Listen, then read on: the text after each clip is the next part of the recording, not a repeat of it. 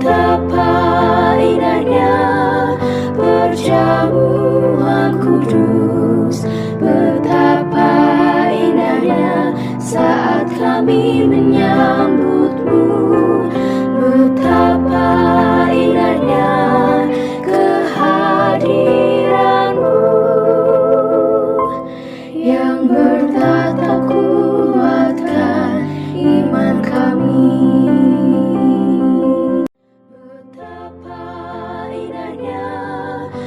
Perjamuan kudus, betapa indahnya saat kami menyambutmu. Tuhan bersamamu dan bersama rohmu. Inilah Injil Tuhan menurut Santo Markus. Dimuliakanlah Tuhan.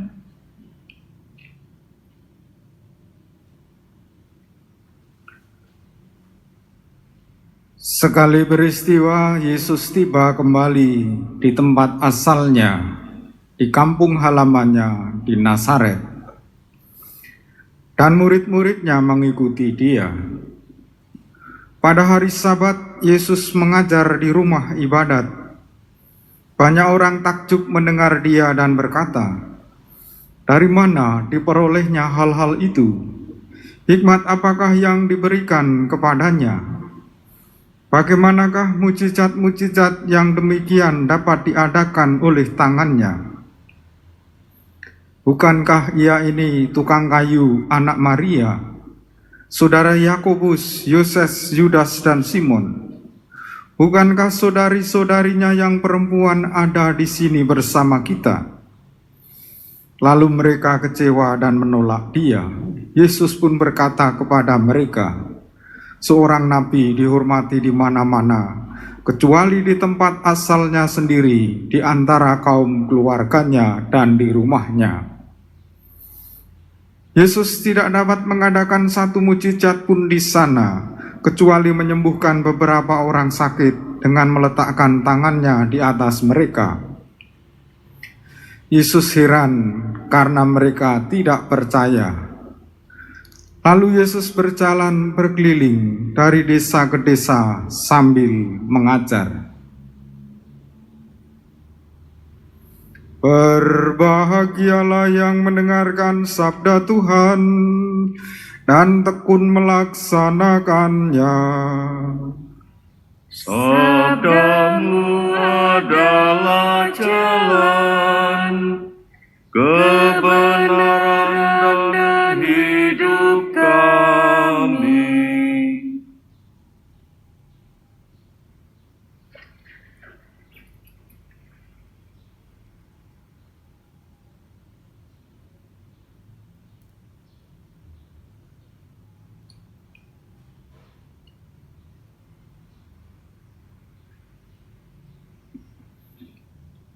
Umat Allah yang terkasih,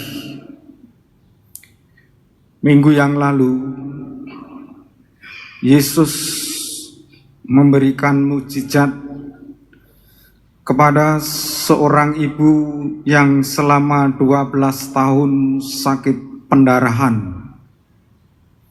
Si ibu ini beriman, asal saja kujamah jubahnya, aku akan sembuh. Dan ibu itu pun sembuh. Masih dalam mujizat yang sama, Jairus, seorang kepala rumah ibadat, anak perempuannya yang berusia 12 tahun mati. Yesus mendatangi rumah Jairus. Jairus dengan permohonan, "Datanglah ke rumahku, sebab anakku hampir mati." Dan Yesus dengan satu kalimat, "Talitakum," hai anak perempuan, bangunlah. Dan anak itu seketika bangun dan hidup sehat kembali kepada keluarganya. Pada bagian Injil yang lain, Yesus meredakan angin ribut. Yesus mengusir banyak roh jahat dari orang Gerasa. Tetapi mengapa ketika dia pulang ke Nazaret, ke kampung halamannya, banyak orang mengagumi pengajarannya, tetapi dia tidak bisa membuat mukjizat satupun?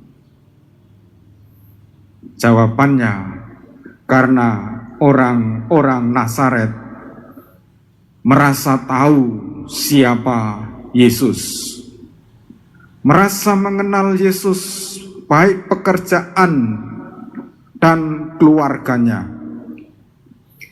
Kalau merasa tahu, berarti dia secara tidak langsung menolak Yesus, tidak mengimani Yesus.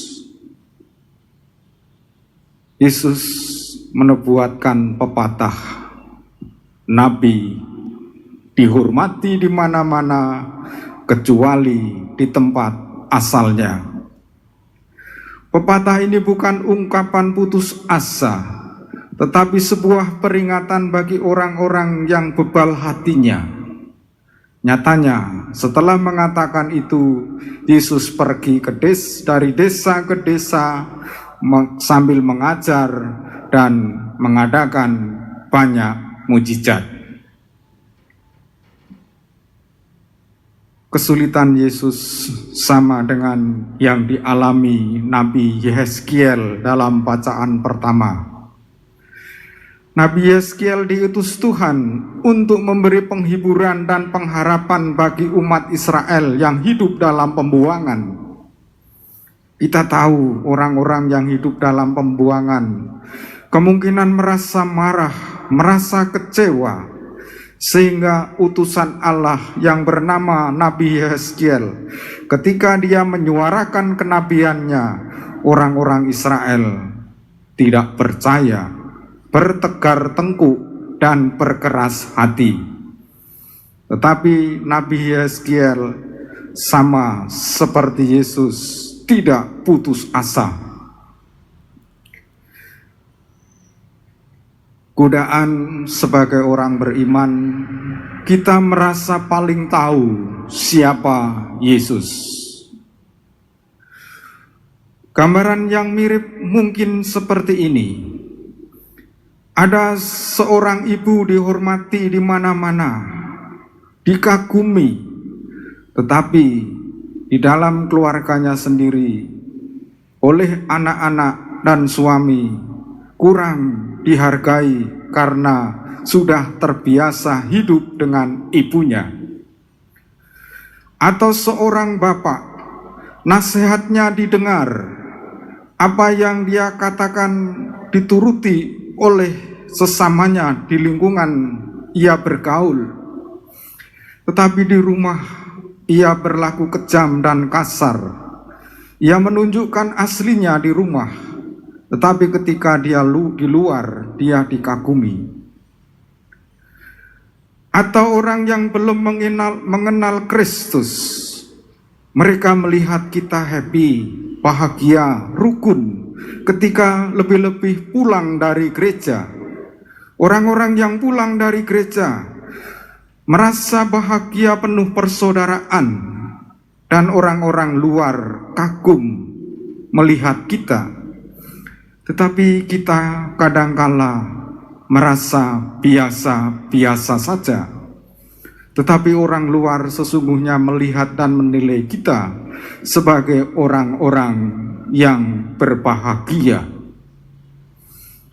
Umat Allah yang terkasih, godaan untuk tahu siapa Yesus, godaan untuk melihat sesama kita biasa-biasa saja, akan menghilangkan kesempatan bagi kita untuk melihat Yesus sebenarnya.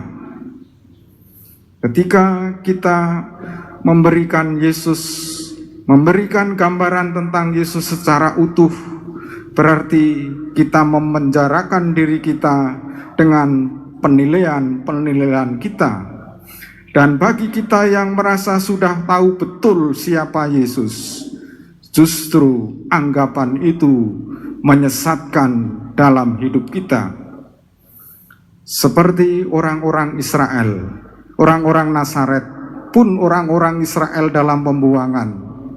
Mereka gagal melihat siapa Yeskiel. Orang-orang Nazaret gagal melihat siapa Yesus dan yang diwartakannya.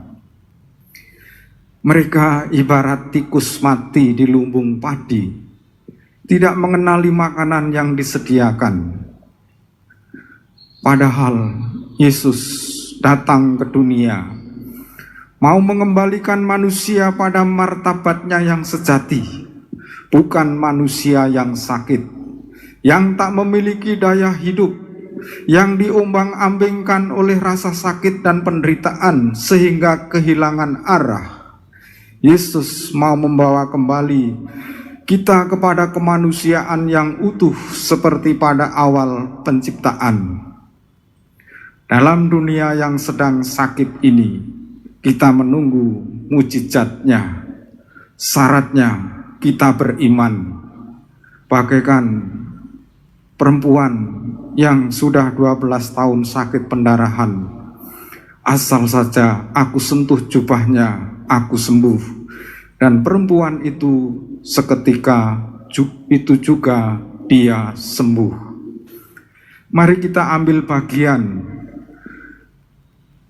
dalam perutusan Tuhan, mewartakan suara kenabian kita, agar kita ikut memungkinkan terjadinya mujizat Tuhan dalam hidup kita. Dan mujizat Tuhan itu semakin dialami banyak orang. Mari kita beriman, mari kita terus menyuarakan kenabian bahwa Yesus itu penyelamat. Ia mau mengembalikan dunia yang sedang sakit ini kepada keutuhannya, mau mengembalikan kemanusiaan yang berdosa kepada seperti awal mula penciptaan. Mari kita berdiri, kita perbaharui iman kita. Betapa indahnya kehadiran-Mu.